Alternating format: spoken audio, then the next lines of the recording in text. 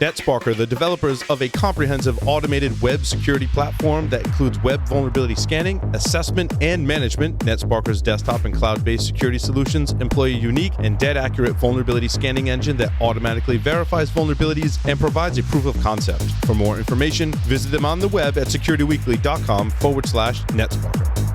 Want to be more thorough while also working faster? It doesn't matter if you're on the red or blue team, an augmented reality overlay can enable you to be more thorough and faster at the same time. No glasses, no goggles. Polarity delivers this superpower as an overlay on top of your existing workflow and tools. The free Community Edition connects to the data you care about to overlay the context you need to make informed decisions. Apply for early access today at securityweekly.com/polarity. The question is simple. Have any of the systems on my network been compromised? The answer is harder than it should be. Enter AI Hunter. Active Countermeasures has automated and streamlined techniques used by the best pen testers and threat hunters in the industry to create AI Hunter, a network threat hunting solution that does the first pass of a hunt for you to identify systems that are most likely to be compromised and scores the results on a scale from 0 to 100. You can then research those systems in depth with AI Hunter. Focus your valuable time on the systems that need your expertise with AI Hunter. Sign up for a personal demo today at securityweekly.com/ACM. Welcome back, everyone, to Paul's Security Weekly. Would you like to have all of your favorite Security Weekly content at your fingertips? Do you want to hear from Sam and Andrea when we have upcoming webcasts and technical trainings? Have a question for one of our illustrious hosts, someone from the Security Weekly team, or wish you could hang out with the Security Weekly crew and community? Subscribe on your favorite podcast catcher, sign up for our mailing list, and join our Discord server to stay in the loop with all things Security Weekly by visiting securityweekly.com/subscribe. Also, if you have a specific guest or topic you would like to see on one of our shows, you can submit your suggestions for guests by visiting securityweekly.com/guest, completing the form, clicking the submit button, and every once in a while, we will review those. That's what I'm willing to commit to, is every once in a while. Yeah. In any case, welcome to the security news. Yes. The security nudes. All right. Alrighty. No, news, not nudes. No, right. There's no nudes in our news. It's important to read the security nudes correctly. No nudes is good nudes? I think so. I did. Do you want to talk about Hackers the movie now, later, somewhere in the middle? Okay, later. Okay. 13-year-old hacker arrested for hacking school computers. Apparently, I thought you want to talk about hackers later. What did your son do, Paul? I know, right? No, I've been teaching him about permission pretty much from the beginning. Good. Because he definitely got Son, the no hack. means no. Right? Yes. Right. The difference between being a hacker and being in prison is permission. Obviously, this particular student did not have permission. I thought the article was kind of weird. It states that the Benjamin Franklin Middle School is where the student was in attendance. They state it was a reputable public school with 820 students and an 18-to-1 student-teacher ratio. That's pretty good for a public school. Pretty specific information. Why'd they have to put that in there? Yeah, about the school. I'm not sure what the relevance is. Oh, you all right, Tyler? Did you fall or did the camera fall? I hope it was the camera and not Tyler. Oh, it's at 91% though. Oh, right. He's got good battery life. We like it when Tyler's at 91% because he's almost at full capacity. Means he's super energized. That's right. So the student was taken into custody. Apparently, he hacked some of the distance learning, which those of us parents that are doing distance learning, we've got enough problems than have to also deal with hackery. We got 99 problems, and hackers are one. And hackers are one, but I think doing distance learning is a whole problem in and of itself. Yeah. Sounds like he's not being challenged enough. What did I read? Yeah. Oh, you can either have a nice day or you can help your child with their math homework. You can't have both. One of my friends just this year is teaching distance learning 4th grade. She has 30 students in her class. To keep them engaged, she set up, it's either 5 or 6 computers, each with different Zoom rooms, so she can work on them much smaller groups, and it's reducing the drift and attention problems that she had when they were all in one session. You know, And by the students. And by the end of the day, she must be effing exhausted. You know, but I think your um, mileage is going to vary based on the teacher, because your friend sounds awesome, and I wish my kids had that person as a teacher, right? Right, well, think about this: how many people out there would be able to come up with the 6 laptops she's using, aside from say Right. our spouses, because of our Right, occupational hazard. We've got at least 6 laptops laying around somewhere, right? Her spouse is a big IT nerd and big into supercomputing and all that good stuff. So Right. Yeah, I mean, I just teased her, don't turn it into a cluster. it's interesting. My oldest is in coding class, and it's all like virtual, not even virtual. Like the instructor just is posting videos and expecting the kids to learn coding, many of them for the first time. And I'm tempted to reach out to the rest of the parents and be like, I can help. Like, I feel bad. Like, that's no way to learn coding the first time. And I'm also realizing that if you're not familiar with computer programming, that you're pretty lost when you started, because numbers, they're not called. I'm like, no, those are integers, and like words and in sentences, those are strings, and they're like, strings. Like, what are you what are you? I'm like, an equals is different from equals. Those are different things, but equals is not the same thing that it means in math class. It's like it means a completely different thing in programming. Well, right. Just counting from 0. And counting from takes a while zero. to Yeah, we get haven't used gotten to arrays yet. I can't wait for that lesson, but I think my son's like, oh man, this is already like overwhelming, right? Curious if there's going to be a shortage or a turnoff of kids that like want to do computing or programming because of a lot of this kind of pandemic and self-learning And stuff. that's my fear, Tyler, right? Yeah, that is my fear. And so I encourage all of us in our audience, right? Take as much time as you can spare and help kids, even if they're not your own, right? Just to help kids through this process. It's super important. The kids again, make sure you have permission. Yep. Yeah, like don't just show up at like random kids' houses and then try and do that. Good point, Jeff. Or in random Zoom meetings. Or talk to them remotely. Yeah, in random Zoom meetings. Yeah, don't do that. ASL, what? I'm curious how this 13-year-old, like, was there a bug in the software? Was he doing legitimate hacking? Like, again, this seems like a creative mind that if a 13-year-old is able to do this on a remote learning system, like, there's bug bounties for that. That seems like a great way. We should teach them permissions, but it seems like a good learning opportunity, and or a wake-up call to some piece of software company that's doing the remote evaluations or learning. A lot of it I think is based on intent, right? And I don't think we have the full scope of what happened and what was done. And I totally judge these situations based on intent. And to determine that, you need maybe not all the facts, but most of them, right, to be able to make that decision. I agree with you, Tyler, right? If this kid was just curious, going around, and his intent was really not to cause disruption or do harm or put pornographic images in Zoom rooms with other kids, right, that's a different thing. If the intent was really just to be, if his crime was just that of curiosity, right, it's a teachable moment, both for parents, teachers, the school system, the student, and the software companies, right? But the way they're handling it, and they could be handling it wrong, but they're handling it as identifying those responsible for malicious criminal acts against the school, which either means they're overreacting or, this student did something like really, really, really bad. And we can use our imagination, which, what He's could 13 happen. though, right? Like how bad does it get as a 13-year-old? Pretty bad. Pretty bad. Pretty bad. Yeah. A lot worse. I wonder was if there's 13. a bug bounty in there that will pay his legal fees. Jeff, I think that it depends on intent, right? Yeah, and I was going to say, wait, have you ever gotten paid out for a bug bounty? Because, I mean, unless his legal fees are a T-shirt, probably not. I mean, I love bug bounty programs. I think they're awesome, but it's not something that you're going to make a living out of doing full time, or pay thousands of dollars of legal fees doing. No. So, At least as a 13-year-old. or potentially even as a professional. So, What makes me think that they could be overreacting, though, Tyler, to your point, that he was sent to a detention center charged under the new law related to computer offenses, a level 6 felony.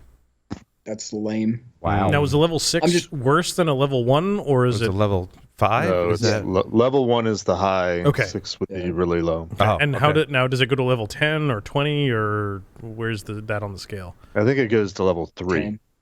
Well, it's a level 6, Yeah. so That was my So point. which level is blue across the back of the hand? What state is this? I don't know. We all have Google. They said what state this was somewhere in here. I mean, they counted the Northwest Indiana. So yeah, the 13-year-old. he's screwed. Again, we all make mistakes, and like these computer laws. I mean, we all learned coming up, right? Like we all were curious. We all did stuff that was illegal now, that maybe not. Hey, now or speak for maybe was yourself. illegal then. Speak for yourself. Not all of us would admit to that. Or we stuff. did stuff under the auspices of the Department of Defense. Well, there's Continue. that. There he goes These bragging laws- again. These laws are ridiculous. Like the things that they try and classify into some of these and like ruin people's lives for things that, again, I see a reason why we need law and order and like we need to have permission, but at the same time, like let's keep that in perspective as we look at like child molestation, kidnapping, drug charges. Like none of those even bat an eye to any of the computer related charges. Well, Jeff, I heard a very spirited discussion on Security and Compliance Weekly along this topic of, hacking. Is it just accessing information, which, hacking aside, could violate laws, though we wouldn't necessarily maybe classify that as hacking. It's accessing information, right? Yeah, and it was a discussion 2 episodes ago, where we were talking about the Computer Fraud, Waste, and Abuse Act that's going before there's a case going before the Supreme Court that's going to perhaps reinterpret the Computer Fraud, Waste, and whatever that thing is called, CFPA. CFAA, Computer Fraud and Abuse Act. Yeah. Thank you. We're even. For the inaugural. Yeah, I mean, back in the early days of hacking, where there was no case law, there was. I mean, the laws that I was subject to when I was working for the Department of Defense were the wiretapping rules from like the 30s that actually had to do with telegraph machines, not even telephones. So we've been behind in the times in case law, and around the time I was there was when the CFAA came out in the first place, and like things happen these days with new privacy laws mostly these days, people trying to anticipate and predict what's this going to mean, how is it going to be interpreted from a legal sense. Everybody's waiting for it to be tried in court and somebody make an interpretation of it, and then they can build case law off of it. And that's the way the law works. So, we were discussing, sort of the analogy to, the way we were taught is, well, if you encounter a house and you go up to the front door and the front door is open, can you go in? Is that breaking the law? If you see something through an open door that you shouldn't see, is that breaking the law? And if you go up and wiggle the knob and it's unlocked, is that breaking the law? Right. Hell, if you go up and wiggle the knob and it's locked, is that breaking the law? Is that breaking the law? And in the early days, at least, that's how we were trying to make analogies to try to understand the CFAA and how it was going to be applied. So that's where that was coming up, Paul. Yeah. It's interesting. By now, I thought Johnny would have whispered in my ear, it was episode Blah, blah, blah. 40, blah, blah, blah, blah. 44, maybe? But anyway, Either way. Johnny. Yeah. Wow. Damn it, I'm going to have to do the work now. Microsoft is investigating the Windows XP and Server 2003 source code leak. What I was right. It was episode 44. Episode 44. What I find first thing's a question is, was it all of the XP source code? And follow-up question, could you compile it and have a working copy? I'm sure there's other. My follow-up why would you want to? I guess so. For an older I would want to, for an operating system, maybe not one so old, to create my own Trojan version of said operating system. I'm speculating that there's other controls in play. Tyler's smirking because he has a source code and is compiling on a system in the other room or something like that. Or he's compiled it and it's already running. Right. Now, admittedly, I say these things in jest, but I don't know, Paul, so much about the backdoor, and because who's going to download your pirated copy of Windows XP and install it on something nowadays? I think your targets are few and far between, but I think about analyzing. I guess I can't publish that as an AWS AMI. No, I mean, I could, but it'd probably be taken down pretty quick. But thinking about look at Tyler's like, that's a good idea. That's what I'm going to do when it finishes compiling. But thinking about potentially how much of that code was reused in some modern versions of the operating system, right? I think that could be a huge help in developing, current exploits. And I'm probably completely speaking out of my ass on this one, but that's what I would think about. We do a pretty good job of that on the show too. Right, so that's talking good. out our ass. Well, you mean talking out of our ass? Larry, I think that's part of it, but in the world that I walk in, where there's very often unsupported software and operating systems still being used just because. And my argument's always been, who's looking for bugs, who's looking for vulnerabilities. There's other more target-rich environments, and the flip side is who's trying to find the vulnerabilities and issue the patches and so on and so forth. So yes, to what you say, I think what you're saying is legitimate because of reused code in later versions. But the fact that there are still systems out there, what if somebody's stealing it so they hopefully can compile it and do vulnerability research and find new ways to break in to older systems that are out there that ain't no scanner in the world that's telling you anything's wrong with it other than it's an unsupported operating system. Right. I find it interesting that this article reports that one expert discovered a Microsoft's net meeting user certificate root signing keys. I was like, well, first off, like blast from the past, Microsoft net meeting. Wow, I actually had forgotten that existed, right? And is that the code that Teams is based on? With the way that Teams runs, it wouldn't surprise me, I guess. I don't know. Maybe. No, there's a bunch of source code that, they went through a major rewrite for 7, and then 10 was almost a complete rewrite. So there's very little reuse for moving forward on like the kernel level stuff.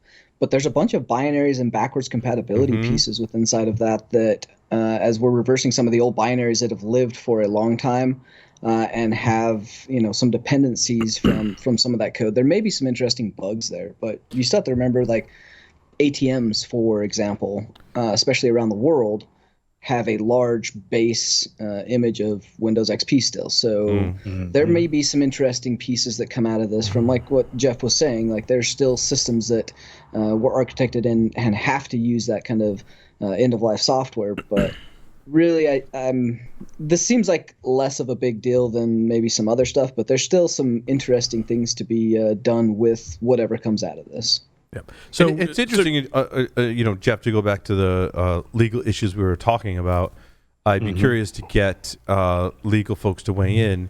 If I obtain a copy of this software that was stolen from Microsoft, am I breaking the law?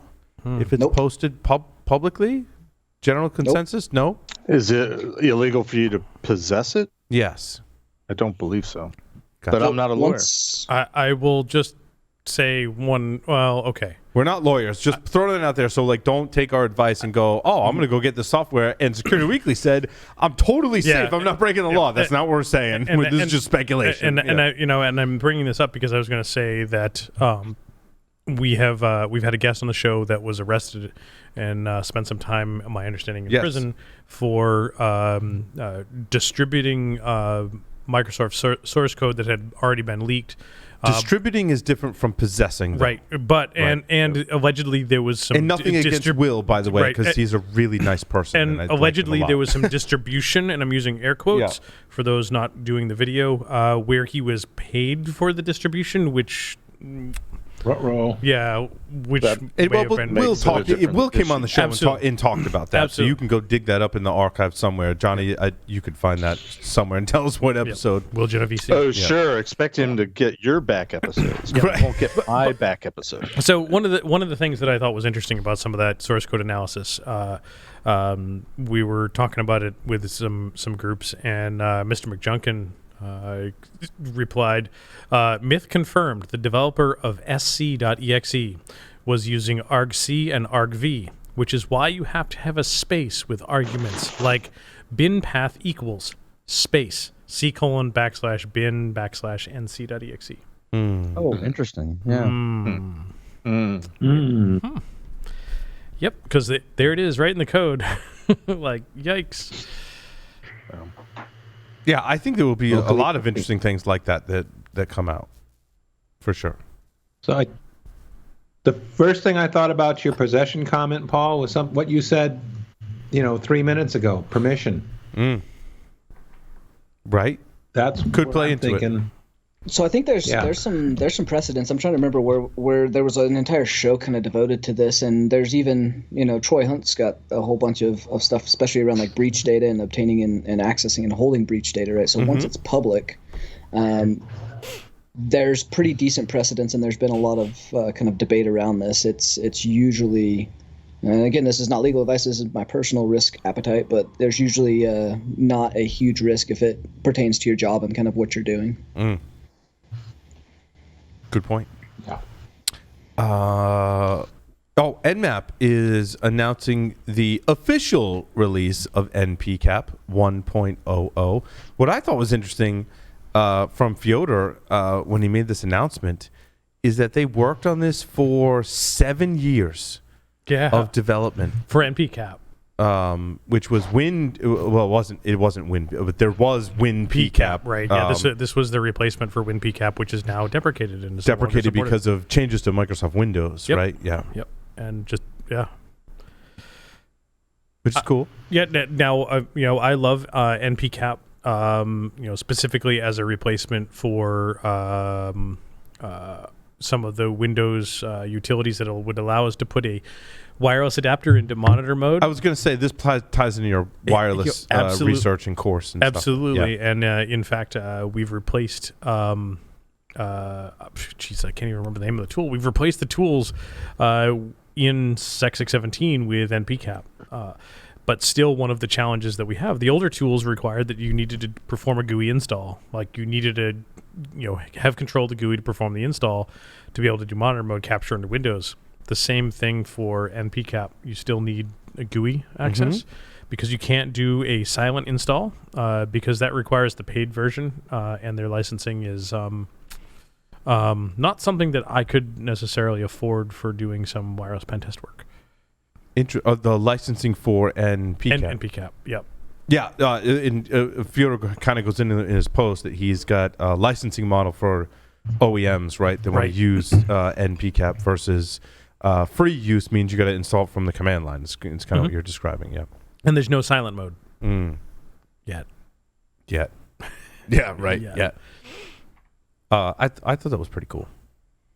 But you've been using it before this official release, before right? the 1.0 release, absolutely, right? Absolutely, it was incredibly stable even before then. Gotcha. So, yeah, I mean the Nmap project has been outstanding in releasing very high quality open source software. Is NPCAP open? Is it open source licensed? Or is it just free? I think it's just free. Gotcha. Because they have a commercial model. Yep. Well, and I mean, you put 7 years of development into something like that. That's what I also thought was interesting was that Fyodor kind of hinted towards this in his post is that now that this is officially released and it's stable, they're going to move on to a lot more like Nmap, more traditional Nmap development. So it'll be interesting, I think, to see what comes next. I think there's many of us that have speculated that Nmap could be a player in the open source vulnerability scanning market. Certainly VulnersDB is the first inkling of that. But building on top of that source code that's been around forever and super stable, it gives them a lot of options now. And I guess in this announcement, I was more excited about what might come next, right? Where they're going to focus their development efforts now that they've kind of, made NPCAP stable. So to give you an idea, NPCAP license at the lower level for internal use for your own network to have more than, I forget how many installs it was, but that license cost is at the minimum the 100 install NPCAP OEM micro license, which is $2,900. With recommended but optional $700 a year or $2,800 for 5-year maintenance. Interesting. So, $2,900 to be able to, and that gives you silent installer mode. That's the minimum license that you can get for silent mode installer, which I would be interested in, type of thing. 5 system usage cap on the free edition. Gotcha.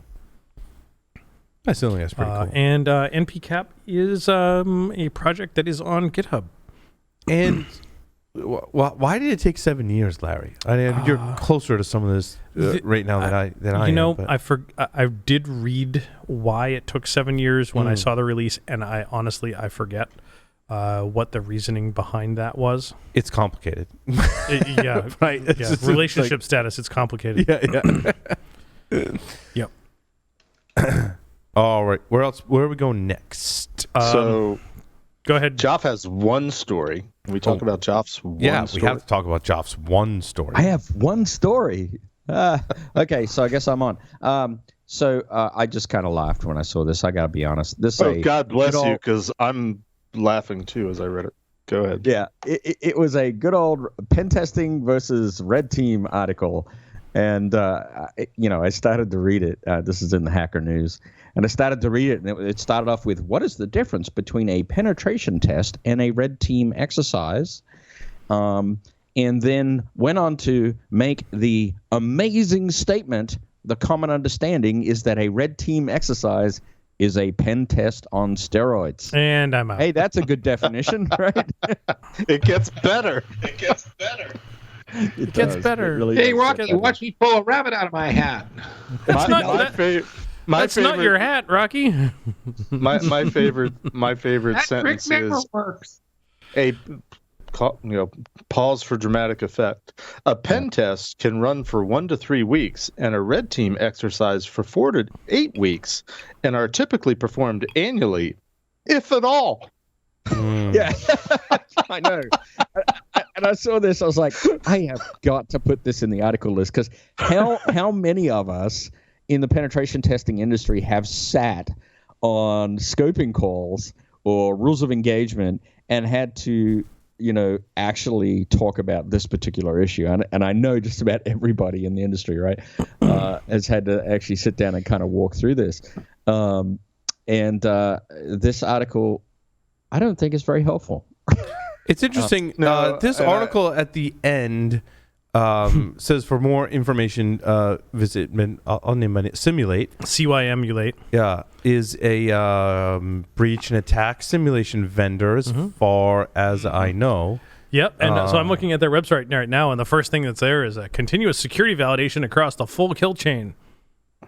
Yeah. Oh boy. All right, let's move on. It kind of a lot of marketing. But I guess my point there was kind of sounds like marketing run out of control, and I don't like to judge a company and their capabilities or technology based on their marketing efforts. I will call out their marketing efforts as like not effective, or just basically state like, I'm confused, I don't know what you're talking about, right? But that doesn't mean they may not have great technology. They got the greatest technology in the world.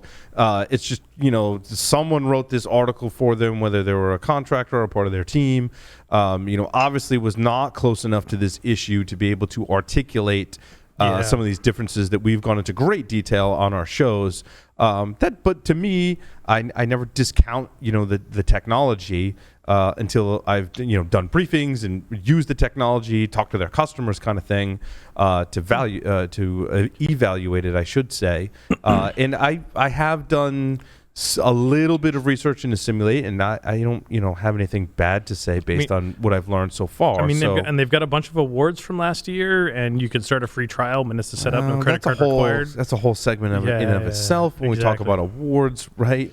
So yeah, but back to the point, of this article, and I think some of it's lost on the actual words and terminology, right? As we've discussed before, what's a pen test? What's a red team exercise?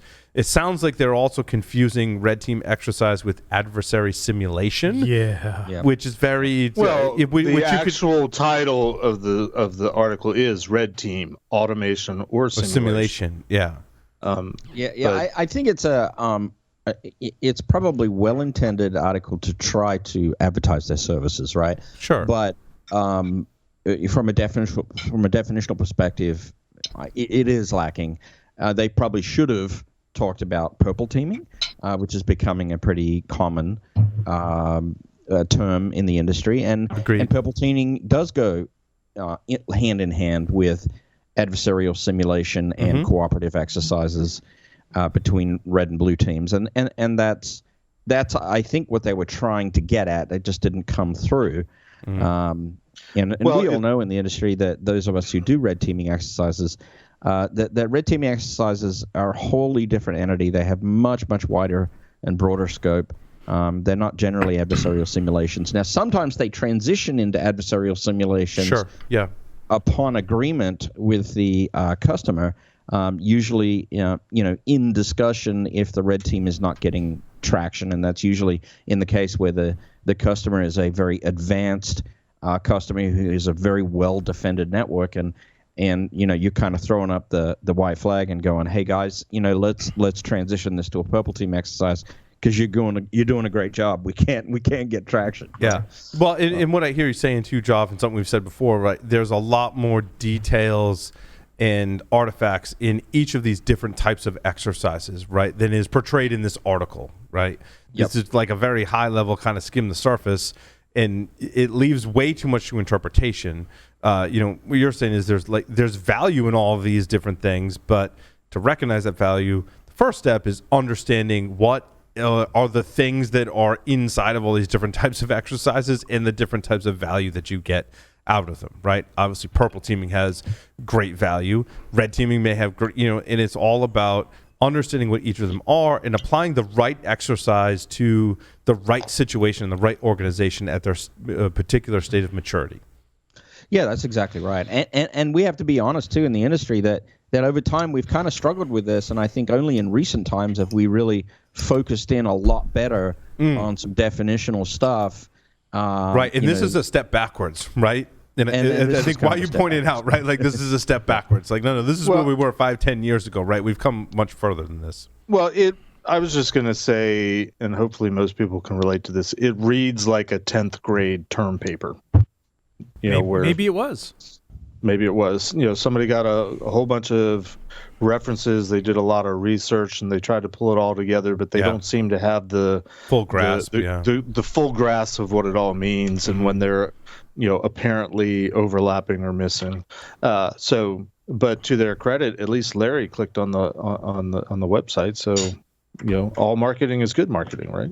Sure. I would be remiss if I didn't take this opportunity. On that note, to remind people that there is P-Tests out there, which is the Penetration Testing Execution Standard, that a number of us in the industry worked at getting some pretty definitional things in there, more along the lines of methodology, but it would help in this area. So if you're listening and you really want to go out and read about some methodology and some terminology, P-Test, the pentest-standard.org is a really good thing to go look at. Yeah, no, agreed, Joff. And I also think that, make sure you do your research when you're seeking for breach and attack simulation, adversary simulation, pen testing.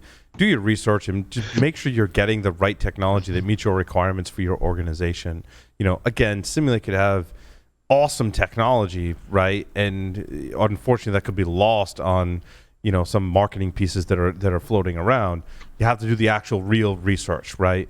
Evaluate their technology, bring it into side of your lab, right? Or talk to their customers, and really go through those steps to evaluate the technology, and don't dismiss it or adopt it based on maybe some of the marketing articles, that you might have read, because you could be missing out.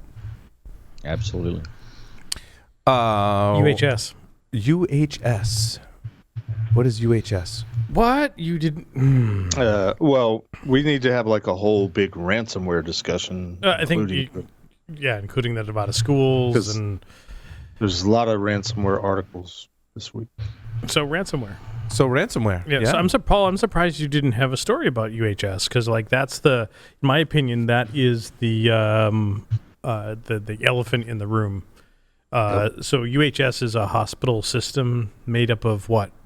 Jeff, do you remember 300? Lee, do you remember 300 something hospitals across the U.S.?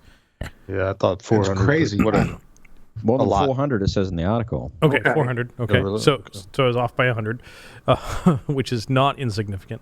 And apparently a good number, if not all, of their hospitals got ransomware. I did see something about a healthcare ransomware attack. Now that you say that, And so I failed to add it to my story. So thank you. Thinking about that like 400 hospitals across the U.S. got ransomware and are effectively shut down and doing redirects. Meaning, so they're sending all of their ER patients to other hospitals. Oh, you don't mean like a 301? You mean like well, no, technically, a physical 301, physical 301, which may turn into a 302 depending on how long you're down for. Right. Well, think about that against COVID, right? I mean, that's horrendous. Yep. And what was I was reading? So I linked to an article also about some of the people on Reddit that were talking about it. And I guess some of the folks on Reddit were actually employed at these hospitals, and they said that because the computer systems were down, that they had 4 people in their hospital alone that died because the lab results didn't arrive fast enough. It's not the first time we've heard that either. Yeah. Wow. Yeah.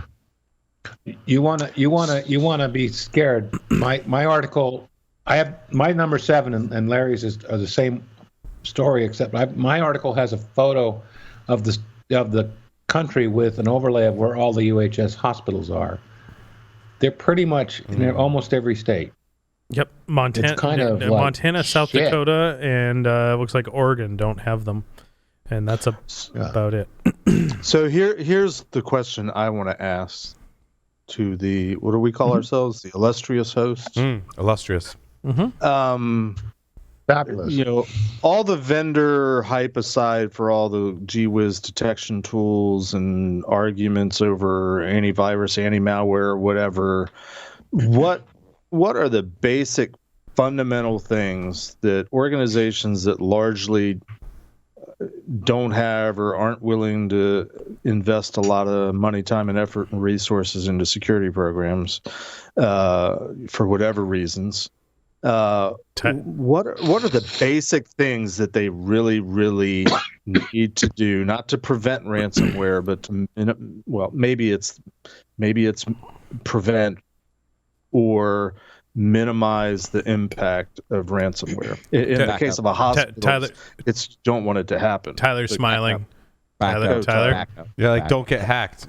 Like host-based freaking firewalls. Like, turn on some damn host-based firewalls. Even if you have an allow rule and you have workstation to workstation deny SMB, that would stop how many of these? That would stop an enormous number. This is there is zero impact to the user or to applications or even the organization by doing just your workstation subnet and stopping like an allow. But right Tyler, above that, just put a deny 445. Can we dig into like why more people don't do that, or organizations? Well, I was going to say, is that the default setting and people turn it off, or is that something that has to be turned on? No, I think why people don't do that is there's a proliferation, and there has been historically, of work group multifunction devices. And so when you look at scanners, printers that have things like email gateway capability and also depend on the fact of SMB protocol, the minute you introduce as a security group the idea that you're going to shut off peer-to-peer SMB protocol in those subnets, you kill the workgroup devices. And that can be architected around, but it takes a little bit more work. Now, you put those out of the way, the ability to push a group policy with host-based firewall that disables peer-to-peer SMB traffic, it really is trivial. It is not a difficult firewall configuration to achieve. It's just a matter of looking at it from an architecture perspective, and if you don't architect well, as we've said over and over and over on this show, if you don't build your structure from the ground up with due thought and architecture to how you're addressing and dividing and subnetting and creating these workgroups in your organization, you won't have the flexibility to be able to do that. But now, to the point of default, the last few times I've installed Windows, or it's come with my laptop, which is one of them is sitting right in front of me. Yes, I have a Windows device. I'm happy about it, but not really. Oh, come on, man. I am Just shower after. It's okay. That's right. Brace. 3 computers to one is Windows. But anyway, but the default setting for me when I interact with Windows is the firewall's turned on by default. My question is some of that legacy that the systems inside the domain have undergone upgrades over time, and through those upgrades, is it not turned on by default? Do the group policy administrators exercise more control, or are they making the decisions to say, even though when I update this operating system or roll out new systems, this isn't going to be enabled? Whereas consumers are like, I got a new Windows laptop, firewall was enabled. Now, I mean, no, they're making the decisions, Paul, because it's on by default, and yes, if any one of us in the pen testing industry, we've set up our own labs and we said, okay, we need to have SMB protocol. So we can laterally move and test our own malware, right? So we actually, usually either disable the firewall or we will actually write some group policy if we're feeling sophisticated to deal with that. Right. The same thing happens with system administrators. When they are faced with a remote administration task and they need to use something like PSExec, or they need to get to the file system just to copy a file, they are going to enable from their workstations the ability to talk SMB out to that system. Okay. Again, it comes back to architecture, though. If you enable it, great, but are you using a Bastion host as a system administrator so that it is you can enable it from just one specific source in your network? Are you segmenting, internally in the right way to enable it in a secure fashion? Right. That's really where the discussion is. I love that you brought back the Bastion host concept job, right? But in this case, it's valid. It is. But I hear what everyone's saying, but I have this hunch that even what we're talking about as basic fundamental, you got to do this, is probably over the head of some large majority of percentage of the staff that are responsible for all these hospitals. I agree, Jeff. Like I think at some point it surpasses the level of complexity that many admins want to deal with. So rather than configuring it the right way, creating rules, pushing out policy, they're just like, I can just push this one policy that turns it off for everything, and everything works, and I don't have to deal with it, right? Well, you also got the political layers to fight, right? True. They may have done it. They may have actually set up their structure such that it was locked down. But the minute it got in the way of one decision that an executive made, I guarantee you they were told to disable it. Or in this case, either a doctor, a surgeon perceived that it slowed him down, and so it got changed. Paul, I wanted to ask you. I mean, your wife is working in the healthcare industry.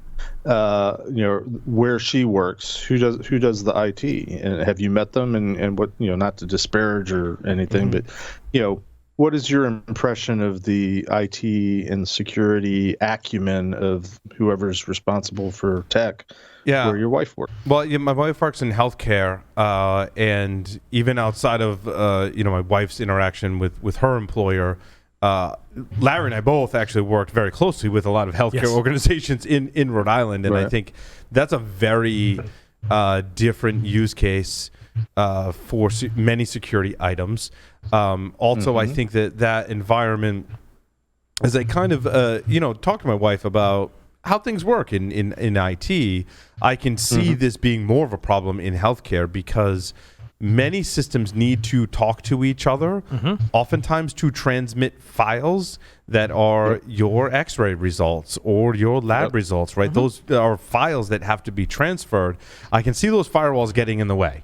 And while ransomware affects patient care, as we've already established many times in the show, tonight included, also that firewall could impact patient care as well. So, agreed. Right? And Larry, you worked worked for a healthcare provider in Rhode Island. I'm doing IT and networking and IT security, and I would argue that when you're installing those systems, you have an opportunity to set those firewall rules up right the first time and modify them as time goes on.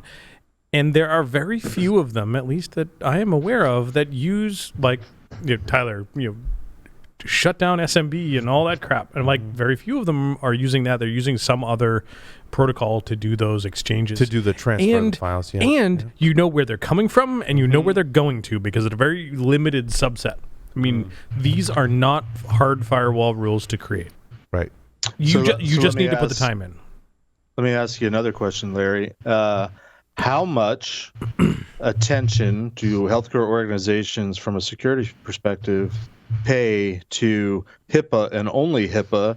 And is there anything in HIPAA that would even address this? Because that doesn't sound like it relates a whole lot to, keeping PHI separate from PII, which is all they're going to focus on because they have to. So what's interesting, Jeff, what I like about PCI is that PCI would address this issue both from a privacy and from a traditional security perspective. Whereas I find, and I don't know if you agree with me, Larry, HIPAA is more focused on the privacy of an individual's healthcare records versus the actual security of the environment. Exactly. There's the HIPAA's privacy rule and there's the HIPAA security rule. The security rule is what we would know to come and love. The privacy rule is more for individuals, the individuals and those types of things. But they are tied together at some point, and it becomes down to role-based access and those types of things on the privacy stuff. And that's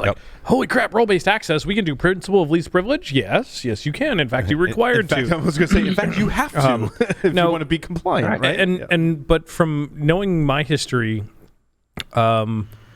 the specific organization that I worked with, and I'm going to share the story, and note that I haven't worked there in probably. Well, it's no secret to people go to your LinkedIn years. profile. Yeah, you figure it out. Secret, right? But the big one is that they initially took a stance on HIPAA, and I was in charge of the working group that put together this whole HIPAA thing because that was my bailiwick at the time, and I wrote all of the policies in that organization and went to a committee, which I ran the committee, and doctors and IT professionals and all of the clinicians all had to agree to these policies that I had written, and we back and forth on them.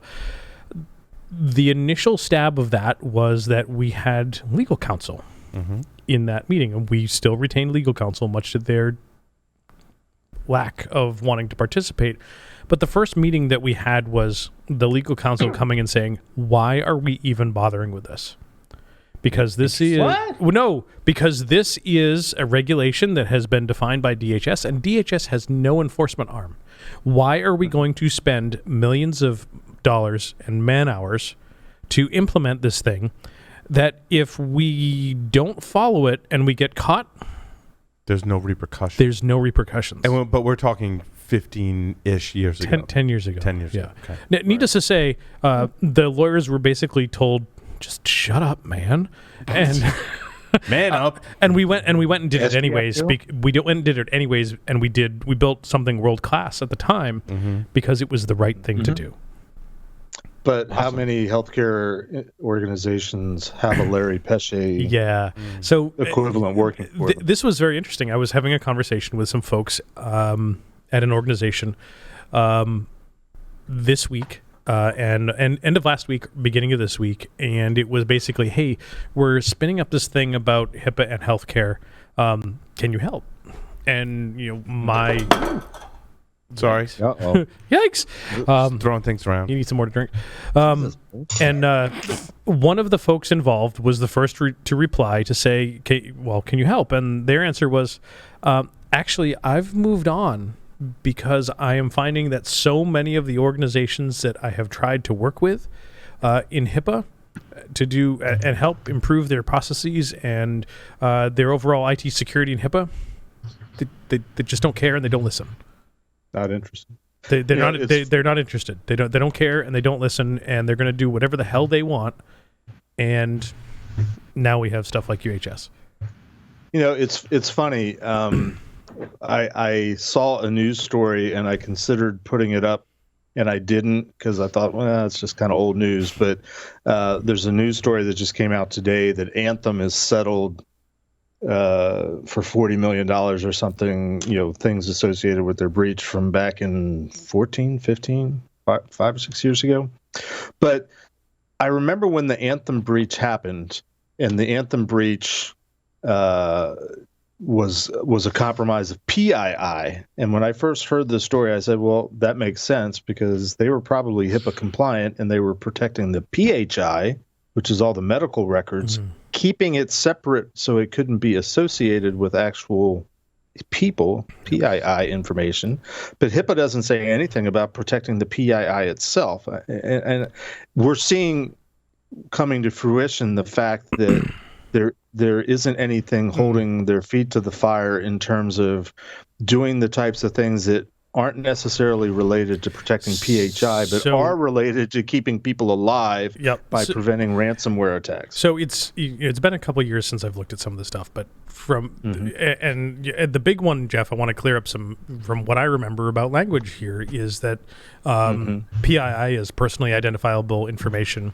PHI is patient health information, which is distinctly different from ePHI, which is electronic patient health information.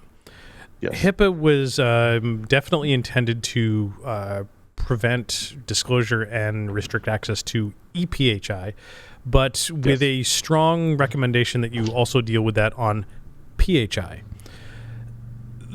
When you go and look at what constitutes PHI and ePHI, many of the components of PII are also considered ePHI or PHI. Specifically, you can't even disclose PII in that you can't even acknowledge that a patient was one of your patients. Name, address, phone number. So name, address, phone number is PII, and you can't even disclose that because that's part of their electronic health record. So there's some overlap there, and then there's some terms there, and Lee, it gets worse. There are some overlaps. And I always get after people for using acronyms and not defining terms. So no problem. My apologies. It was definitely not. It was not a poke, but it was just clarifying for our listeners. But if it's important to have that clarification. And just a tad further, HIPAA doesn't actually provide a very concrete definition of what constitutes patient health information. It's just sort of, generically, the best I could come up with, it's any kind of medical record that you can associate with an individual. I would disagree. I would disagree. There are specific fields, names, and types of information that are described as ePHI or PHI. So I agree that there are long lists of this is. But defining what all those things are, that I have never found. Interesting. Okay. In the HIPAA. Oh, in the HIPAA regs itself. Regs themselves. Okay. And again, it's been I don't know how many years since I've actually looked specifically at those HIPAA regs and dove. That was my all-consuming for 4 years when I was there. Between reading the regulations as they came out in all of their different versions and designing policies for that organization to practically implement, and then involved in the actual implementation of those as those policies as designed, which comes back to my policy that most people do policies wrong, because there's a difference between a policy, a standard, and a procedure. Yeah, absolutely, and how they should be implemented in your organization. And I'm going to toot my own goddamn horn here, but I think we did that and we nailed it, because there is a significant difference. I'm looking at Tyler because I know Tyler has a drop and he's not reacting to my meme. I just posted it in our internal Slack channel and I'm disappointed. It was a mild smirk. I'll do better next time. It's just hilarious because I frequently remember those. Right?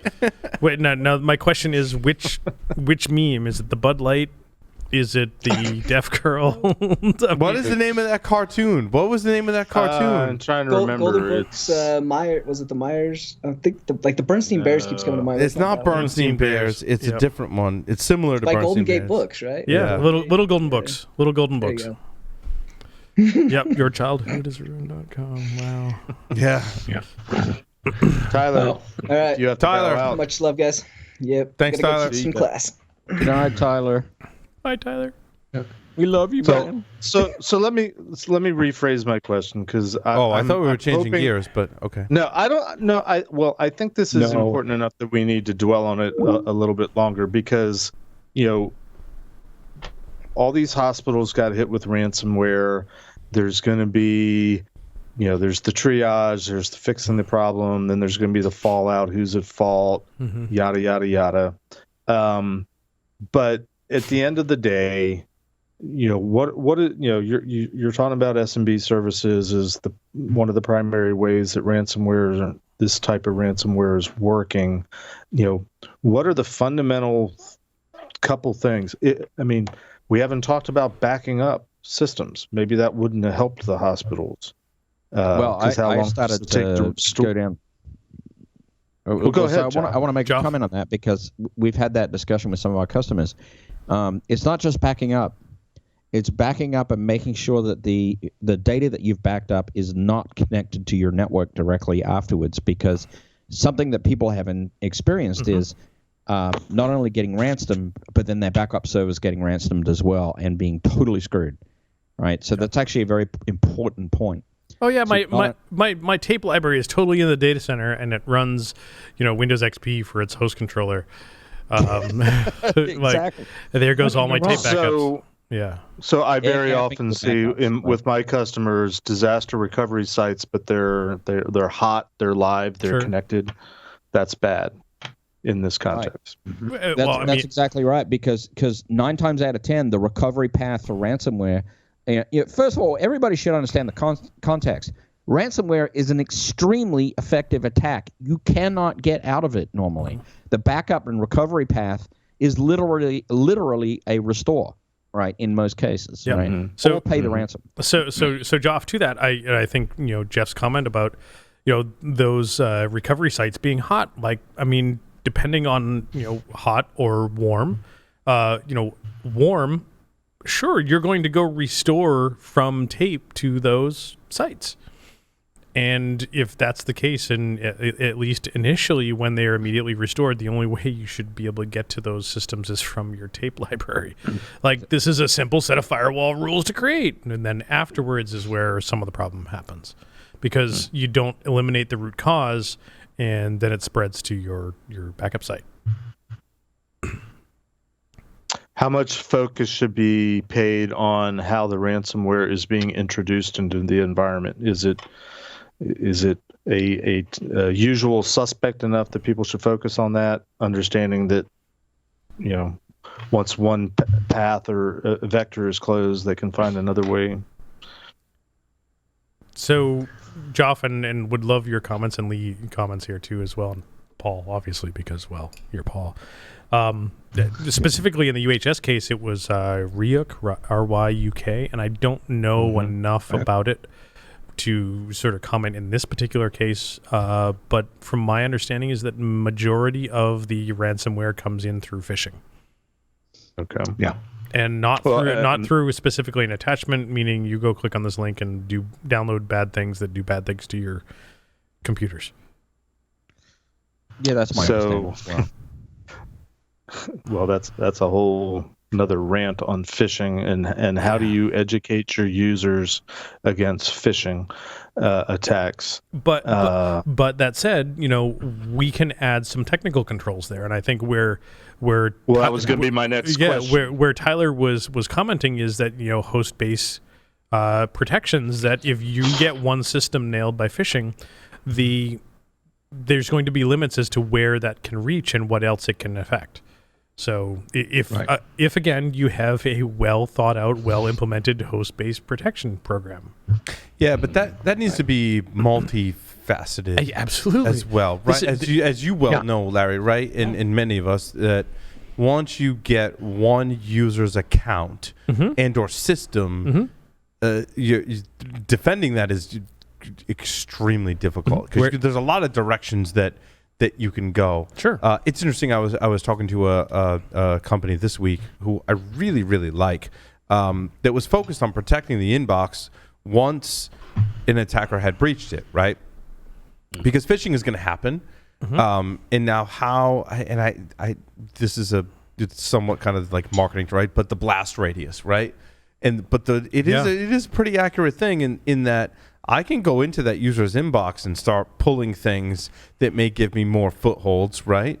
I then have that user's account that I can then use to pivot into other things maybe that account has access to, and or those credentials have access to. And I'm not talking OAuth, like they literally reuse the same password, on that system. And then there's also, the lateral movement, and you think we're focusing on as well. That lateral movement is terrifying, especially in healthcare, because you have certain groups of users that you think about a clinician who needs to be able to walk up to any one of 3,000 computers in that organization to be able to log in, to be able to do medical charting for any one of their patients at any time. Right. So that user can log into any one of 3,000 computers in that organization.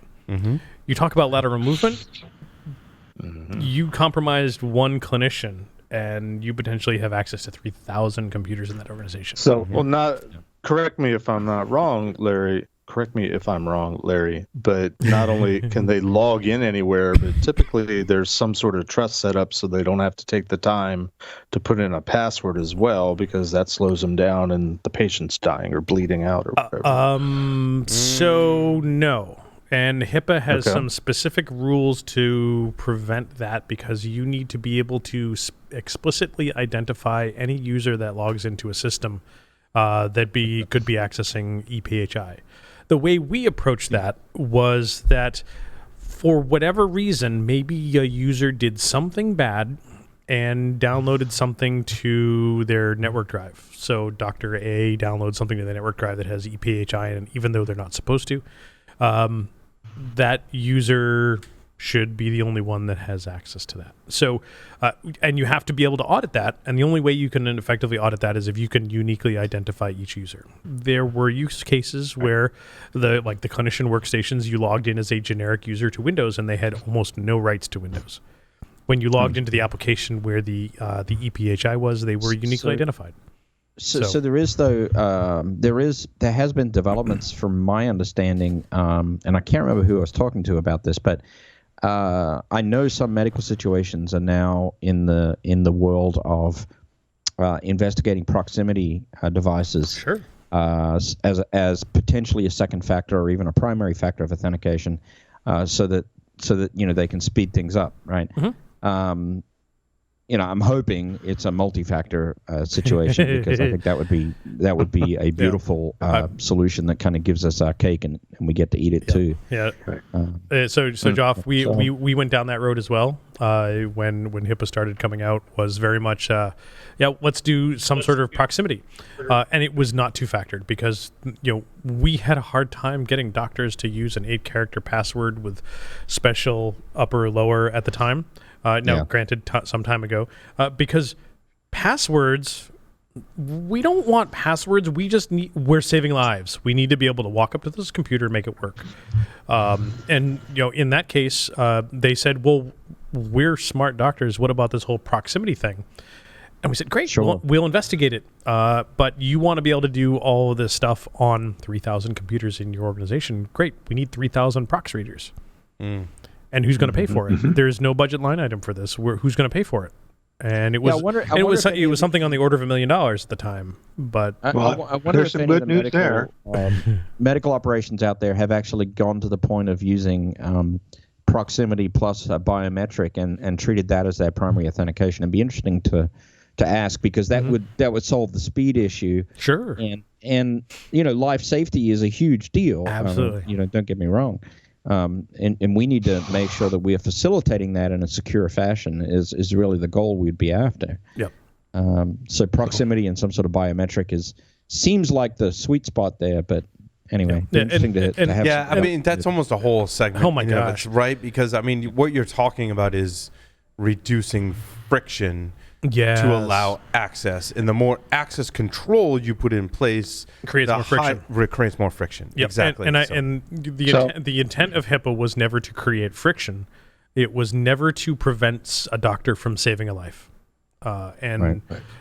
But having that preventing a doctor from being able to save a life and have the appropriate amount of friction to meet the letter of the law was always a huge challenge. But we've seen that in the ransomware attack, in that preventing access to lab results directly impacts patient safety. Right. It's almost like malicious friction. Right. It's being introduced. We could almost shoot ourselves in the foot by putting too many security controls in place. And it wasn't in this particular case. My understanding was it wasn't so much that there were so many restrictions in place that they couldn't get access to the lab results. Was that they couldn't get access to the lab results because the system that they used to transfer and/or process them were ransomware. But it's similar, although different in many aspects, to when we do incident response. We need a lot of information very quickly. Yep. When medical professionals are treating a patient, they need access to a lot of information very quickly. Yes, they do. But security is about protecting apps, as Matt Alderman, I think, very accurately describes apps, users, and data. It's about protecting that data. Sure. We're just at conflict, right? In order to do your job, you need access to specific information, maybe large volumes of information, very, very quickly for a specific use case. When we talk about security controls, we want to evaluate and control who can access that data and from where, and to prove who you are before you access that data.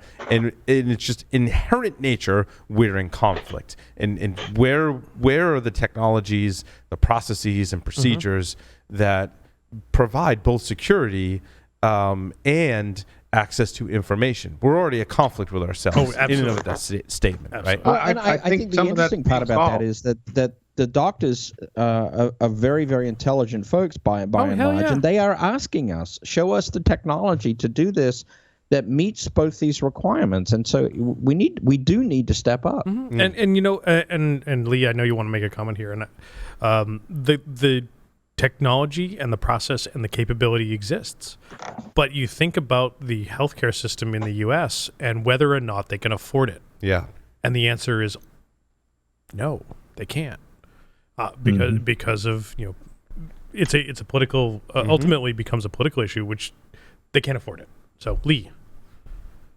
So last weekend, I took Shelley to the emergency room at our local hospital, and everybody, the nurses, the clinicians, the doctors, all using proximity smart cards to log in. Certain operations, they had to provide additional credentials to perform more sensitive operations. Their credentials worked on every computer in ER, as far as I know, probably the whole hospital chain. But they sprung the money for the readers. And looking at the wall, this is more recent. I mean, you can see by the brackets and then all the marks that they have evolved their computer system over time. They didn't start there. But I was really pleased to see it. Lee, how did Shell feel that you were being a good husband, taking her to the hospital, and you were paying attention to the information security aspects and technology of that visit versus her care, right? And I'm not knocking you in any sense, because I've been there, dude. I've been there. When our children were born, I've been in the same situation. Hell, I've been there and in massive amounts of pain and gone, what the fuck did they just do? And in our own situations going like, wait, hold on. Like, I know you got to operate on me and stuff, but how did you log into that system, right? Like, we've all been Is that there. Windows 98? Yeah, that's it. That is my, still like I had an advantage. Go ahead, Billy. I was sitting in the room in the room with her against the wall to stay out of the way.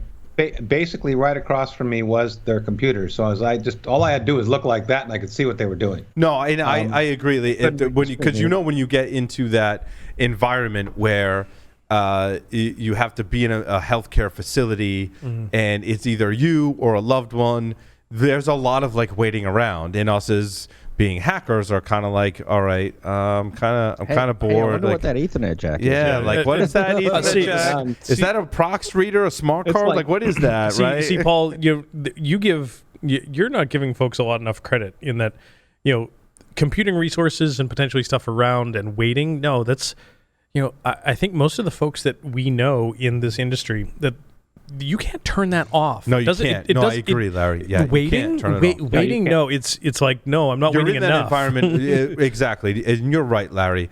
No matter how long you're waiting, you can't turn off your observations of technology and security in the intersection. And hinges on wrong side of the door, and what type of door locks are they using? And the whole thing. Does that ceiling go all the way to the?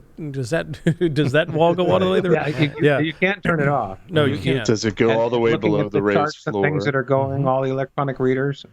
Right. I'm looking up. Oh, that's a drop ceiling, and I could just push that ceiling tile and scale the wall. Like it goes to that level all the time. Completely. Or it's agree. happened to me one time. I did a Did I data just center see that tour. nurse surfing Facebook. I did a data center tour years ago, and they had cages, and they were like 8-foot high, chain link walls. Open at the top, and I'm like, somebody could just prop a ladder up and just crawl over there as I'm rounding the corner, and there's a ladder. And there's a propped ladder. up against the wall. Yeah, right. Like that, right there. Well, Prophetic. one article that I found was how to secure the enterprise of things. It ties into our discussion we're having now, and one of their data points that they pointed in the article is zero trust restores complete control. I want to challenge this, kind of notion. Challenge accepted. Of zero trust, right? Because in its name, we've talked about this on some webinars recently, which makes me really think differently about it. Zero trust, is a notion, a thing that basically revolves around, well, I'm not going to trust anyone with this data. We just established in our healthcare example that healthcare professionals need access to information.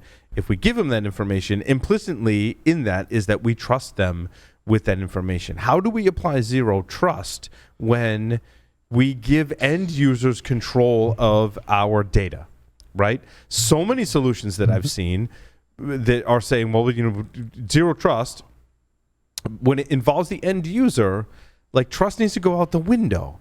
And how do we apply that, right? I think the companies my first that thought is it's not even a trust issue. In the healthcare scenario we've been describing, I don't even see it as a trust issue. It's more, or at least there's something more pressing. There's threat to human life, or the need to get the job done.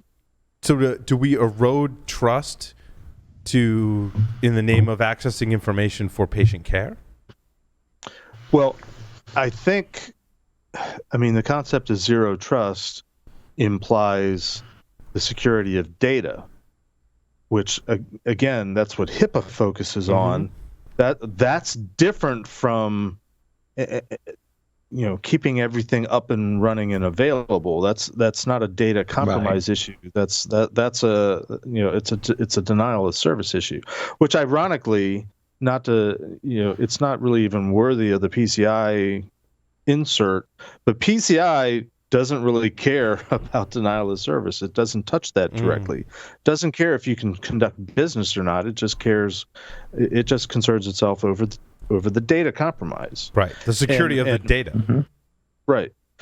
I don't know that there's a regulatory standard out there that touches on availability issues other than everybody doesn't like denial of service and what's evolved into now ransomware attacks, and everybody intuitively doesn't want that to happen because then they're losing revenue, they're not able to conduct commerce or conduct business.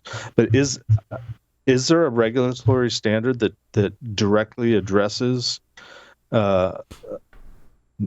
DoD? Probably yes, certainly, maybe flight control, FAA, something like that. But I'm not aware of industry, sort of the commercial industry regulatory standards that touch on availability issues. I think when it comes to the end user, there's an inherent level of trust that we have to It have. has to be. Right? There has to be, because even the best solutions that I've seen, I'm like, well, okay, what if the user takes a picture of whatever's on their screen with a cell phone, right? So we have to account for things like that. Like at some level, we still have to trust the user that we've provisioned access to that information. Now, that being said, there's controls we can put in place to make sure that a malicious actor that has consumed or compromised the identity of that user has not done malicious things. And we can, I think, greatly limit what that user can do and also audit what that user does with that. But I think zero trust is a kind of a misnomer when we talk about it in the context of an end user. I think when we get into applications, we can control that far more successfully, right? But when it gets to the end user, and I guess I'm talking edgewise, right? Controls it more on the application side, right? Other folks are trying to control it on the end user side, but when it comes to an end user, there is an implicit level of trust that we have to have. This article is talking about in the context of IoT and the proliferation of IoT in different. I'm struggling with all kinds of like words that I should not be struggling with. That was good, Scotch. If it has more than 3 syllables, right? Maybe even one syllable. Proliferation. Can I go on a short rant? Yes, please do. Sure, please. So I don't like the term. I think which term? The marketing term, whoever came up with it, Zero trust networking, Okay. Zero trust. it's an abomination. See, I thought you meant proliferation for a minute there. So Yeah, no, that too. But look, the networking industry for years and years and years has been struggling to connect identity with the transmission of traffic from point A to point B. What zero trust networking is all about ultimately is identity awareness in the cloud, bringing the ability with software control plane to actually finally bridge that gap. They finally solved the problem, is what I'm saying. The control plane is no longer sitting in a single box anywhere, and so what has emerged is the concept of application layer microsegmentation that allows the traffic flow to be very specifically mapped to the identity-aware usage of that application. That is a huge step forward. The term zero trust networking absolutely does not do service to that description. It's tightly controlled and monitored trust, not necessarily zero trust, right? Right. Yeah. So the net result is we finally have a paradigm from a security perspective that enables us to very closely connect the user's client device with the server-side architecture with a very thin pipe that is very well connected, like a tiny little tunnel across any network. Now, that is a major, major shift that everybody's trying to get their head around, and I don't think we're going to mature into quickly, but it is at our doorstep. Right. Okay. Well, It's I mean, solved the identity issue, right? I think SASE will solve that. Secure Access Service Edge, right? Oh, I thought you were saying security as a service. No, anyway. SASE is a new term that has evolved in this mess of acronyms that we know and sometimes love or maybe not. But having said that, I'm a pretty smart guy that's in the industry, and it took me a while to put together all those words to actually describe the concept. So it's but you're right, and I'm joking. But Joff, you're spot on in describing that bridge between the identity of the user and or application and its implications of how that's trusted on the network, right? That's an important aspect that we need to take into consideration, especially as we push into cloud and more of these things become even more abstract, right? Exactly right. So, I forgot the thought I was going to have there, but so it's understandable, to finish my sentence, that those in the content community marketing kind of space needed some sort of moniker to hang on this, which then turns into entire conferences trying to educate different levels of people exactly what this means. But it's another example of marketing that can take away from the technology, because we've seen marketing gone wrong. It's gone wrong, right? Because we've seen marketing gone wild. Edgewise has fantastic technology, and we've seen it in action. We've proven it on the show about what they're trying to do, right? And I think the marketing terms can take away from that. I just had a deep thought. Maybe if we never go back to conventional in-person, conferences and trade shows, the Black Hats and the RSAs, all these marketing people won't have to come up with all these buzzwords and terms to put on their banners in their booths. Wishful thinking. Marketing exists outside of in-person events. I was going to say they'll just go on their websites and on their webinars instead. I do want to talk about the movie Hackers. Can I make one final comment? Bring it. All right, one final comment before we. And then Hackers is the last story. And Hackers is the last story. So in a perfect world with zero trust networking, the world will evolve such that me as a user has a very individualized profile identity, and it actually drills through the network a very tightly controlled and appropriately firewalled path to my application that nobody can touch, right? And my communications will be secured, encrypted, etc. My fear, my huge fear, and where we have to attack it for as security professionals is the entire concept exposes the control plane enormously. All these control planes that are being put out, software-defined networking, Kubernetes, everything else, those are the issues that are going to be vulnerable and that are going to be misconfigured and are going to end up being our pathway to actually demonstrate enormous risk in that world. If there's one thing we've proven, Joff, and I think if I'm capturing what you're saying, is that we as hackers exploit trust, right? The trust is kind of an implicit thing between apps, users, data, all of those aspects that we exploit that, right? And we'll continue to exploit that regardless of what it looks like. And exposing your control plane into software is actually an increase of your risk profile. Right. I do want to talk about. I love the movie Hackers. Just I mean, agreed. Hacker movies, right? You think of Sneakers, War Games, Tron, Hackers, right? I mean, those are really the four. Those are some of the movies that I want to watch with our oldest. And she's just it's wonderful. She's just at that age where she's uncomfortable enough where she can't be in the same room when there's kissing on the TV as her parents, which is perfect because we always use the line from Princess Bride. Is this a kissing book? So as it's happening, I turn to my wife. Is this a kissing book? Because I do encourage, the hackers that are listening, which is most, arguably all of you, right, to watch these movies with your children when you deem it appropriate, right? And I think it's a great point, Larry. You have to deem it appropriate for your children, and that's a decision completely up to you, and I respect however you choose to handle that, right? So list your movies again, because I was my four are Hackers, not in any order. Hackers. Forget the order for now. Hackers, Tron, War Games, Sneakers. Okay, those are the core ones for me. I would agree with that, and I would say in terms of order, watch them in the order of theatrical release. That's a good. I would agree with that. Can we call that like the Jeff Mann order, like the machete order for Star Wars? We call it Jeff Mann order. It's not machete. It's machete. Machete. But machete. and where? So Machete. if we do Tron, where would Tron Revolutions come in?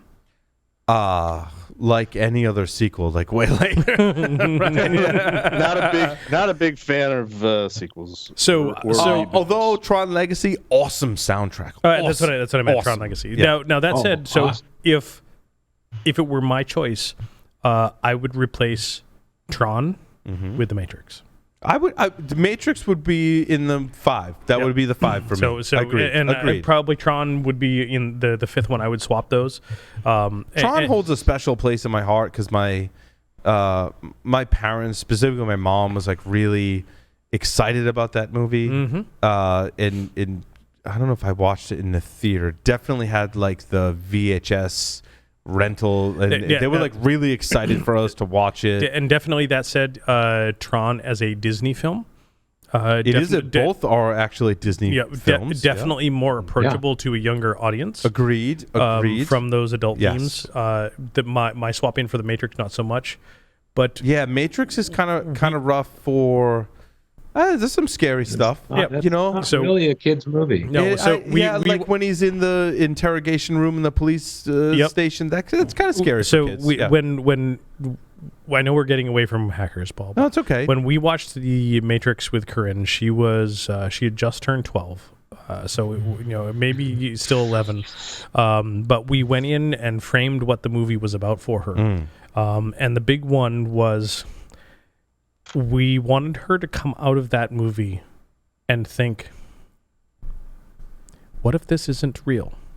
Yeah, I think what and so I'm putting together a talk actually on hacker culture based on our previous segments that we've done on that. And the goal of the talk is really to be able to identify hackers, to encourage yourself or others to be in information security, right? And then if you're hiring in information security, to be able to identify that hacker spirit. The Matrix captures that challenging social norms aspect of hacking that we've talked about. So absolutely. So now that we've established the top 5, hackers for me, it's very controversial. It's my favorite, and I think this is personal preference. If you look at all 5 of those movies, I think any one of us on the show or listening can identify with one of those movies the best, and I would completely 110% respect your opinion if you said any one of those 5 movies was my favorite hacker movie, right? I know why Hackers is your favorite. Right. I think I've said this on the show, right? Angelina Jolie's titties. That and costume design, style, cinematography, like the whole. So it was totally not realistic to what the scene was, but also like it captured one of those movies I'm going to watch. I have 2 comments. One, I'm bitterly disappointed that The Net didn't make your top 4. Yeah, maybe number 8 or 9 in the 8 or 9 in the top 20, 30, maybe 40. even outside of top. More seriously, and from some folks that we really love in Discord are saying Ghost in the Machine and Johnny Mnemonic. Yeah, no, absolutely. Yeah, I would give honorable mention to Johnny Mnemonic. Yeah, I think if we had to create a top 10, those are likely candidates. Yes. But what I wanted to say was, I don't usually think about Tron as a hacker movie. Maybe I need to watch it again because I probably haven't watched it since the year it came out. And War Games is a Disney film too, so that's really accessible for it is now. But still. Of the remaining 3, I would say, this is how I usually describe them, because usually those 3 movies are somebody's favorite hacker movie. Sure. If you ask. War Games, because it sort of introduced the classic methodology, how does a hacker operate, just not looking for anything specific, but where can you go? And the methodology in terms of you're just looking for a way in, and once you're there, what can we do? Right. Sneakers introduced really what we know today as red teaming, pen testing, especially pen testing, and especially the aspect of physical security penetration. Sure. They also introduced us to cooties rat semen. Yeah, there's that. There's that too.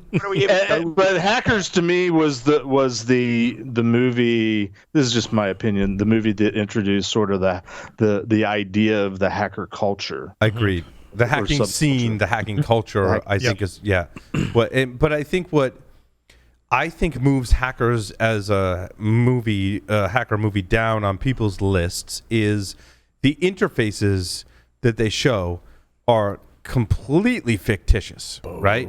Yes. But I challenge you, remove that. Go watch it again and remove that from the equation, right? Yep. consume everything else about the movie Hackers, but just remove the interfaces, the ridiculous way they interface with the Gibson. The garbage file. Some of the dialogue is also like really god awful, but the references they make to actual hacker culture are completely spot on. The reason I mention it is twofold. One, well, really threefold. One, giving a presentation coming up about a hacker culture with the goals that I mentioned, right? Number two, it is the 25th anniversary. A couple of weeks ago, on a Tuesday in September, I forget the actual date, was the actual release date, exactly 25 years ago when the movie Hackers was released.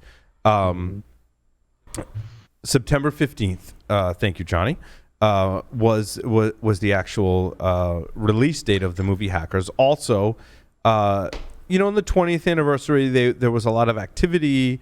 I don't know if hacktheplanet.com was created at that time. You can buy merchandise in there. Also, there's an article this week that came out where it was an exclusive interview, and they said that a return to Hackers is being actively considered. Apparently, it's an idea that's been floating around, from what I remember from the article, or about 3 to 5 years or so. They've been kind of toying with some kind of reboot. I think the general consensus is, like, don't do that. The movie being released in 1995 also, I think what puts it for me high up on my list, well, arguably number one on my list for hacker movies, is I'm like a product of the 90s. Like, I grew up in the 90s. There's a lot of 90s kind of style and feel and references, in that movie. I do realize what's wrong with you. Well, yeah, that's insights into Paul. But I think also what I really love about the movie Hackers is the actual references that could almost be lost if you focus on the interfaces, like the books were real that they talked about. Emmanuel Goldstein was serial killers, like, fictitious handle, right, which was also a fictitious handle in real life. Like, it was, I thought that was really cool, and a lot of other really kind of real world references in that movie, and also of course the soundtrack, the costume design, but also the rollerblades were completely ridiculous, right? And the Plague, that was his whole kind of dialogue and persona was also I get it. There's some ridiculous things in there.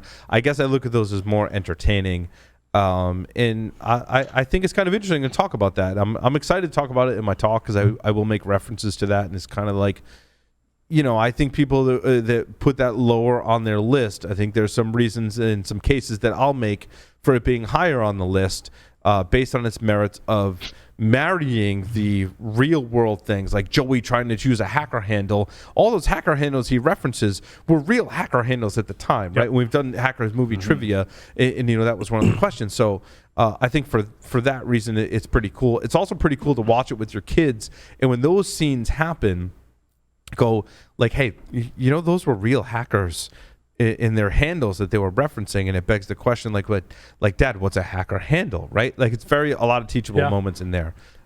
So I know that the hacker handle paul.com happened because, well, it was actually my hacker, in the truest sense of the word, hacker handle. But was it your first?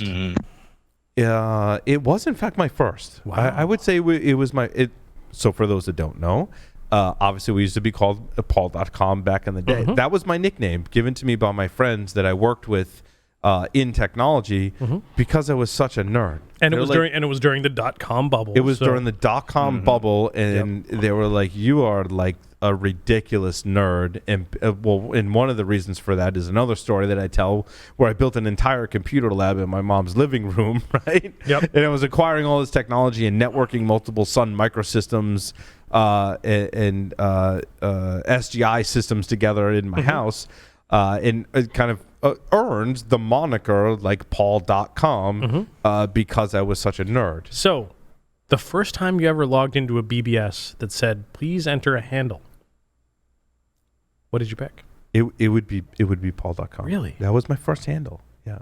Wow. I didn't do a lot with the BBSs, largely because my parents watched war games with me, and we're like, Paul's going to create global thermonuclear war, and we're not going to let him get a modem, right? Which I think this is absolutely hilarious. So because Jeff, real quick, go ahead. I use Hacks of the Matrix now. Yeah, that was not my first. I had 2 prior to that. right. So Matrix was 2000. Hacks of the Matrix, 2000, 99, Yeah, 99. and, I think it was 99. And it was the Matrix, Hack the Matrix, and the whole Matrix scene, and Hacksaw was the the leet speak version. The leet speak, exactly. And that was not the first. And the first one became really hard to use because a lot of people else started using it because it was really short. Was it Wampa? Yes. Yeah. And then I had one prior to that. Wow. Yeah. Leisure Suit Larry. Nope. Nope. That's taking me back. It was after a famous candy bar that comes 2 to a pack because it was my Twix. favorite candy bar at the time. Twix. Bingo. Hey, I wanted to say to you, Paul, in terms of the hackers reboot or sequel, whatever they're going to call it, a recent lesson learned might be, and I don't know if anybody's watched it yet besides me, but the Bill and Ted reboot. I have not watched it yet. So I'm not going to do any spoilers, but I will say, one of my concerns watching that movie is, the original Bill and Ted movie, I'm pretty sure was an 80s movie. I think it came out in 89-ish. I'd go with that. Okay. And, the concept is, they're supposed to write this song that, all of mankind is transformed and world peace and everything. And they've not, they're middle-aged now and they haven't gotten around to doing it yet. So the concept is great. When I watched it, one of my concerns with the movie was, is the culture and what made the movie so great back when it came out in the 80s, is that lost on our children and grandchildren that are watching the movie now? Yeah. So I think that's. But yeah, it was, so Johnny says it was 89, but also, what was George Carlin's character's name in Bill and Ted's Excellent Adventure? Oh, good God. Rufus. It was Rufus. Of course. And he has a cameo in the new one, even though he's dead. I was going to say, George Carlin, God rest his soul, one of my favorite comedians of all time, has passed away. But also, translate that to the movie Hackers. And I know this from doing hacker movie trivia with the movie Hackers. Angelina Jolie and Johnny Lee Miller got married and subsequently divorced after the movie. Like, how do you recapture that spirit on film if you do a reboot, right? Well, the reboot is that they're no longer friends. Yeah, that's and many years have passed. But that's I guess that's a different. But I guess that's but the other one is that what's Johnny Lee Miller's marital status now? I don't know. That's a good question. Because what is Angelina Jolie's status currently? We know she's gone through like four or five different husbands since then. maybe there'll be a rekindling. I wanted to throw one more movie into the mix, and it's an obscure movie that a lot of people haven't seen, but I thought it was, in fact, a very clever movie. I want to say the title was The Philadelphia Experiment. I think I did see that. I've seen that. It's the one where the kid is a high school science project built a nuclear bomb. And he figures out the plans from open source research. Yeah, which I think qualifies as a hacker. So Jeff, that was I don't believe it was the Philadelphia. Was it the Manhattan Project or was it the Philadelphia? Maybe that's it. I always get them. One's about the ship going invisible in World War II, and one's the bomb. So. Larry history. When I was growing up in the 80s, 82 time frame, we lived in the middle of the woods. It was going to cost us like $1,000 to initial startup fee to get cable television, and then the monthly fee. Or we had the choice of getting cable and paying all this money to get cable TV to begin with, or we could get a VCR and get a subscription for unlimited movies, basically to the local mom and pop VHS rental place. Netflix? No. Yeah. Sorry. Exactly. And we chose the latter. So in the early to mid 80s, when the VCR first came out, I was literally living on movies because we had an aerial, we had TV over the air, and I lived on movies from about 1983 onwards. So that movie, and I still to this day for that movie, and I believe it was the Manhattan Project, have that thing that comes together where he drove the remote controlled car to steal the plutonium in that bottle that he had mixed Prel and glitter to replace it because it looked the same. And he got the bottle, and he had to figure out what the detonator was with like basically C4 and the shape that he couldn't figure out how to make it so it would detonate all at the same time. All at the same time. And he caught the soccer ball. And he was and you're that right. was It is Manhattan Project. The Philadelphia experiment is the World War II. Make the aircraft or destroyer or battleship invisible. Don't test my knowledge of 1980s movies. Well, he knows. It's ancient history to me. Yeah. Well, let's talk about the John. Never mind. Pretty in Pink, or we'll not go. Oh, now we're doing John Hughes. John Hughes. No, we're not going to go there. Manhattan Project, I think it's a great movie, and I think it's a great hacker movie in terms of OSINT, sure. What we would now call OSINT, and things like that. And just, I thought it was a cool movie. Just wow, the kid made a bomb, nuclear bomb. And I want to, and John Lithgow's in it because he's also in War Games, right? Mm-hmm. There's so it's almost like the sequel to War Games. I think he's a different character. And so there was another one. Well, it about almost reminds me of nuclear bombs. What was the Last Boy Scout? Was that the guy that?